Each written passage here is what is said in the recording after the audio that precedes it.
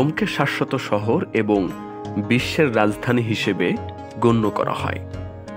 Roman সাম্রাজ্যের পতনের পর রোম ধীরে ধীরে পোপের শাসনের রাজনৈতিক নিয়ন্ত্রণে চলে যায়, যা প্রথম শতকে নির্ধারিত হয়ে অষ্টম শতক পর্যন্ত চলছিল।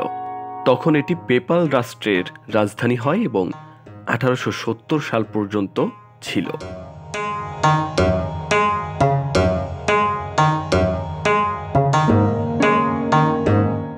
জানা যায়, রোমান সাম্রাজ্যের রাজারা প্রজাদের সুখ শান্তির বিষয়টিকে প্রাধান্য দিতেন।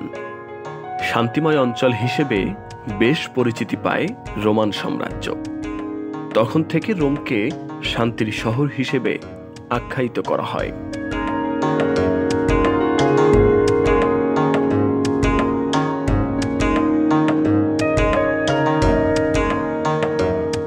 রেনেসাঁর শুরু থেকে পঞ্চম নিকোলাস থেকে প্রায় সব পোপ শহরটিকে বিশ্বের শৈল্পিক ও সাংস্কৃতিক কেন্দ্র করতে চেয়েছিল।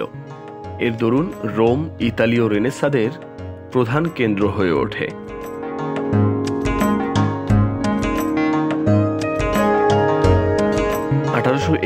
সালে রোম ইতালি রাজ্য এবং 1946 সালে ইতালীয় প্রজাতন্ত্রের রাজধানীতে পরিণত হয়।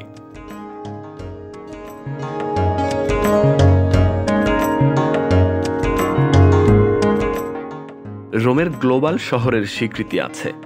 সবচেয়ে বেশি ভ্রমণকারী শহর হিসেবে 2011 সালে রোম পৃথিবীর 18তম, ইউরোপীয় ইউনিয়নের মাঝে তৃতীয় এবং ইতালির সবচেয়ে জনপ্রিয় পর্যটক আকর্ষণ ছিল।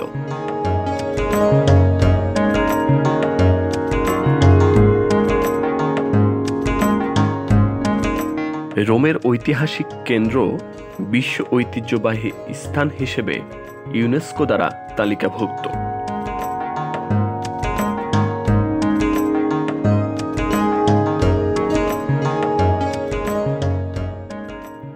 সৌধ ও জাদুঘরের জন্য বিখ্যাত, যেমন ভ্যাটিকান জাদুঘর এবং কলোসিয়াম বিশ্বের সর্বাধিক দেখা পর্যটক গন্তব্যস্থলগুলির একটি।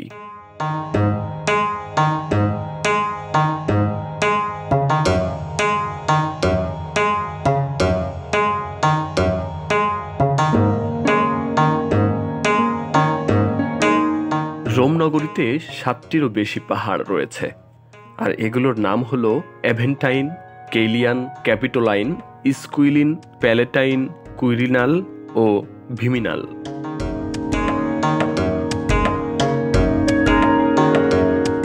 আর এই পাহাড়গুলো নগরীর ইতিহাসের গুরুত্বপূর্ণ অংশ দখল করে আছে।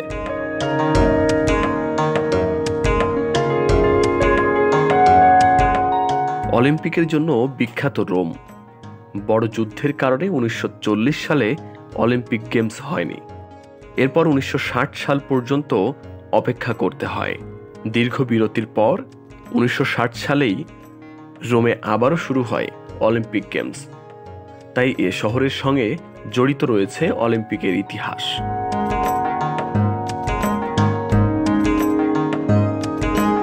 তবে রোমকে দুই রাষ্ট্রের রাজধানী বলা হোক আর চিরশান্তির শহর বলা হোক, শান্তি বিষয়টিই তো আপেক্ষিক। কারো কাছে আল্লাহকে সন্তুষ্টি করার মাঝে শান্তি, আবার কারো কাছে সারা সময় মদ্যপান করেই শান্তি।